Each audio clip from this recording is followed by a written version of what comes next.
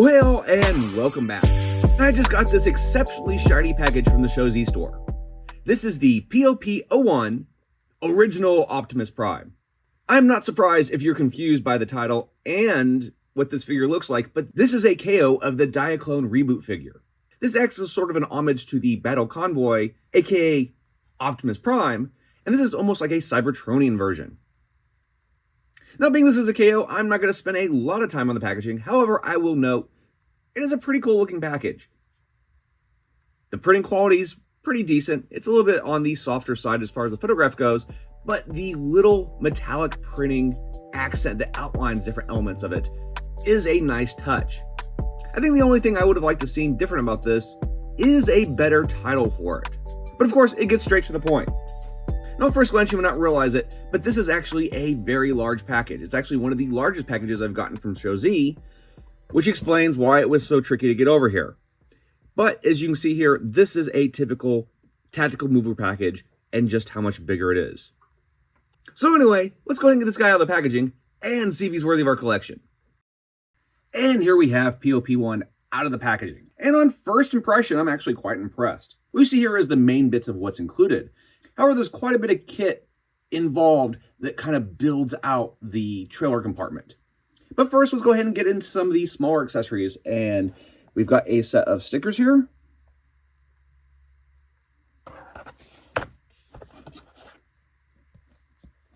A adhesive magnetic sheet here, which honestly is kind of thick, but maybe once we pull the backing off, it will thin out some.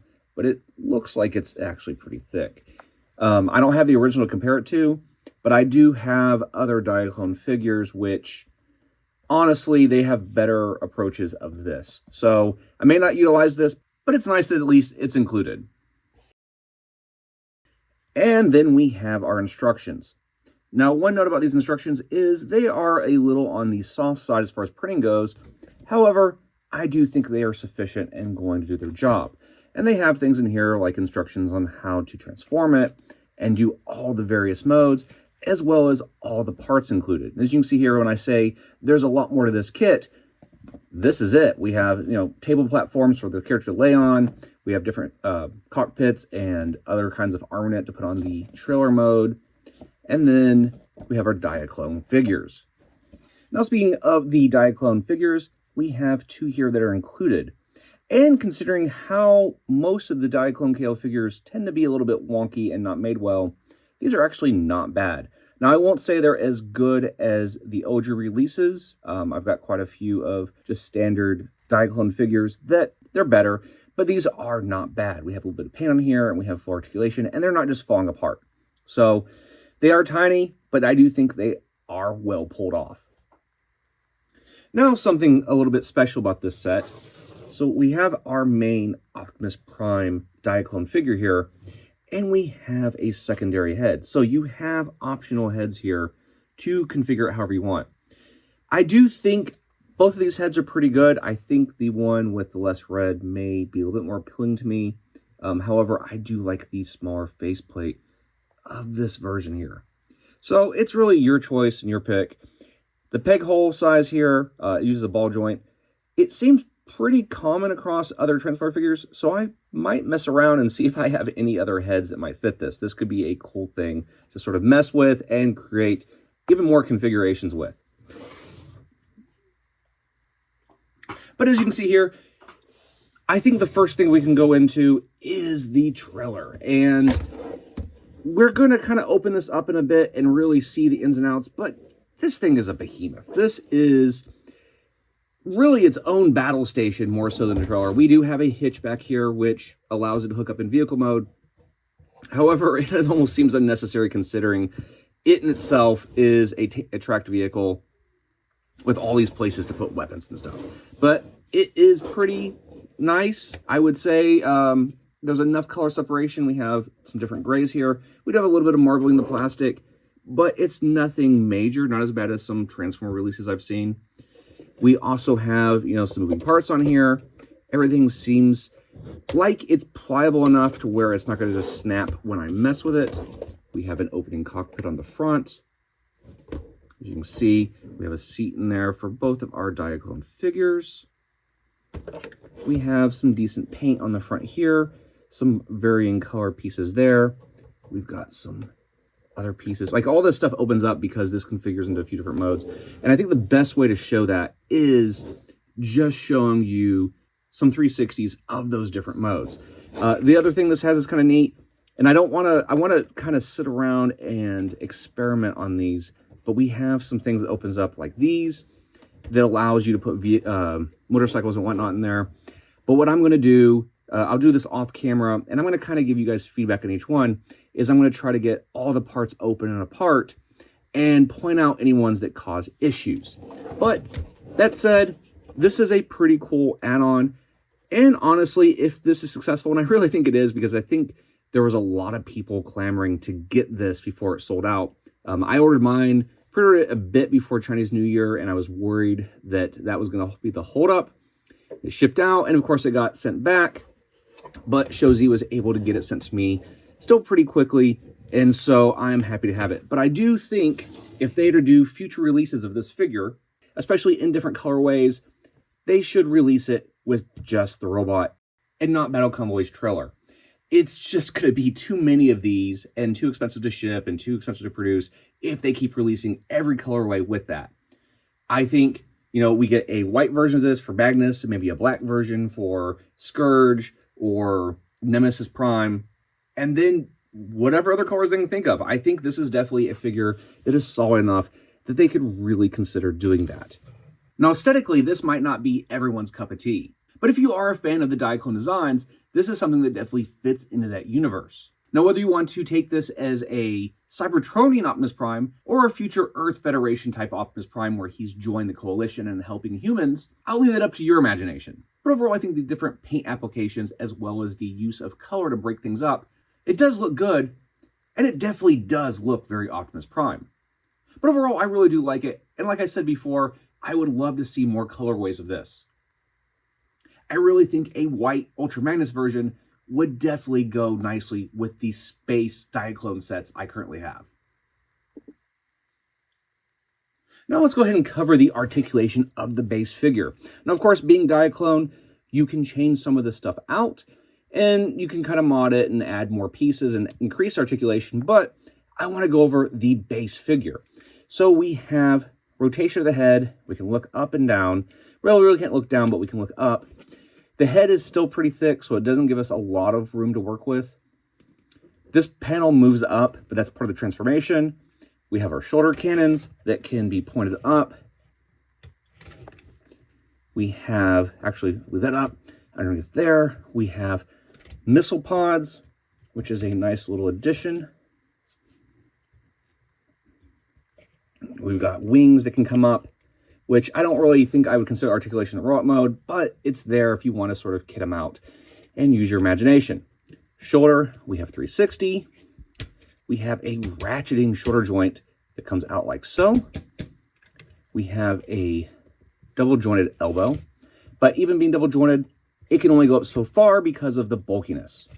We have rotation at the bicep, and we have rotation at the wrist, though it is a little bit sticky, and I want to say it's because of the mushroom peg. We have a hand that opens and closes.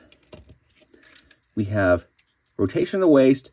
These get in the way, and you could flip them down, and you can get full 360, but just something to be aware of. We don't have any movement at the waist like so that I'm aware of, but we do have legs can go up this high. They can go back this far. Only thing that really stops it is this angled piece here. We can go out like so. And this collides here with this, but it goes up pretty far. Nice little kick. Then we have our knee. Goes back like so. And then we have rotation at the ankle. And we have a nice pivot. Now, one thing I want to point out, all the joints feel pretty solid. There's enough stiffness to where it can hold a lot of poses. It seems like it can hold its weapons and whatnot up. The feet are die cast, which I think is a nice upgrade. That is one change from the original. And, oh, and there's one more thing. We can actually go forward. We can't go really much that way. It does have a kind of a natural slant, but going back, you can get the foot out like so. So base articulation, as far as posability of the figure, is pretty good. It's on par with any modern Transformers. And like I said, there are parts with this being Diaclone that allows you to get more. So we have pieces that transform out for other modes. This wheel can move out here like so. Hands can fold in, and it will come apart and have these other modes. I'd say its articulation from a quality standpoint is pretty good. Even though this is a KO, nothing about it feels flimsy or like it's going to fall apart. I think they did a pretty good job. Now let's do some comparisons. Here we are with a Diaclone Dinonaut, a bootleg of the small Diaclone mecha in the form of Omega Supreme, a Studio Vecma Space 2039, an armored up tactical mover, the Diabattle Moonbase version, an underscore craft robot build, Legacy G1 Optimus Prime, Studio Series 86 Optimus Prime. Now let's go ahead and jump into some features of the trailer. We have these doors that slide out that allow you to put the motorcycle. I want to be careful before, that way I can kind of make sure I find the best ways for these to open, but they slide out and then there's actually a notch that you'll raise them and go over and they'll extend the rest of the way. This itself also has various panels that can transform, and then you can have all kinds of other play features here.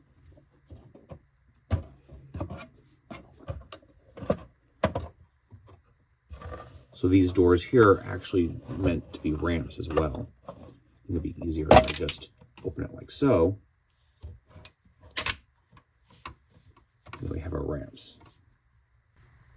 When this opens up, we have this pretty interesting base, and the canopy can turn around. Now, I've heard mixed reviews on this portion, that it's a little tricky to perform, and honestly not the easiest thing to do. I'm going to take this off so we can see how this works. But this portion is supposed to slide down, and it comes off. And what is supposed to happen is that it slides into this rail. And I believe that's one thing that's going to make this stand out. See, it's having a hard time lining up. I think that's one thing that's going to make it stand out from the original, is you're going to have little things like this. So what should have happened is this would have just slid down into the platform like an elevator, which is a very cool concept. However, it's not as smooth as you would like. And that's going to be the trade-off. You can either go hunt down the original for close to $1,000 US, or you can find this bootleg that's going to be between $1 and $200 US, and you're going to have to give up a little bit here and there. I don't think that's a major thing to worry about, especially since it still looks good, and if you can kind of mess with it, you'll get it in there right. I'm sure there's little tweaks you can do to this to make it more perfect, but that's a minor concession considering all that we're getting in this set. Now this is where the bulk of the kit comes into play. We have a clamshell full of parts here, and it comes with all sorts of things like command decks, which I will try to place some of this in here just to give you an idea of what it looks like. But we have a little console here with a little translucent window. We actually have 4 of those. We have different platforms that could be utilized in different ways, but you can put them in there how you see fit. We have these assembly line units here that take off the leg and you put it on there. And you can have things that hold your different smaller mecha. Like, what's cool about this playset is not just the fact that it's this trailer and has all these weapons, but you can put it on here and you could have sort of like a repair bay or manufacturing or however you imagine for your Diaclone mecha. But we have 4 of these control centers. We have more consoles like this, 2 assembly lines and arms. And there's one more part that I really think is essential to show you all. And that is this chair. So on this chair, we have a piston that allows it to go, a little bit of ratcheting, a few moving parts in here like these arms. a single peg, and then we place that here.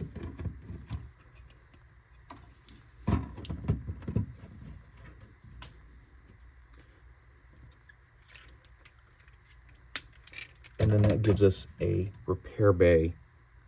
Now, while I have not had the original, I've had a decent fare of official Diaclone, and this does have a solid feel.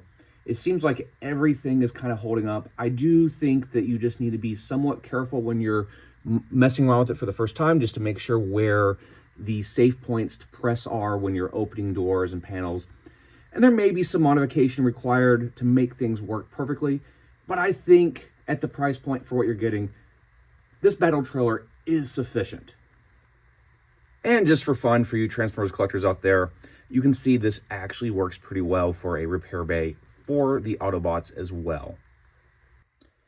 So we have a couple more accessories in here I'd like to talk about before we get into transformation. So we have one more cockpit, and what's kind of cool is that you can actually use this on a tactile mover. Now, I will say that it's not, I don't think it's not necessarily as snug as a normal tactical cockpit. However, you have to kind of make sure you're getting it wrapped in there correctly. But that gives us some additional uses for that, which is pretty cool. We also have two weapons here, two blasters meant for the main robot mode. Now let's take a look at some of the configurations. Remember that Diaclone was the source of Transformers, so we expect these to transform.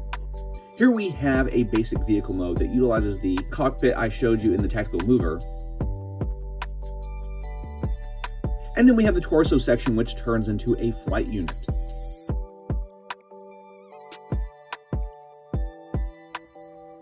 Now these two can combine and create another type of vehicle. And in addition to that, this flight mode connects to the trailer, adding an extended cockpit to it. And it appears this seems to hold up pretty well on my copy and not fall off just randomly. And we can see in the combined vehicle mode that this hooks up to the trailer and can tow it. Now the final verdict of this, I think it's a pretty solid figure, especially considering that it is a KO. There's a few improvements like the die-cast feet and the prime head. However, there was a couple concessions with things like trailer's bay and how it slides down. But I got mine at Shoji Store. You can check the description below and get your own. So anyway, let us know in the comments below if this is worthy of your collection, like and subscribe, and we'll see you all next time.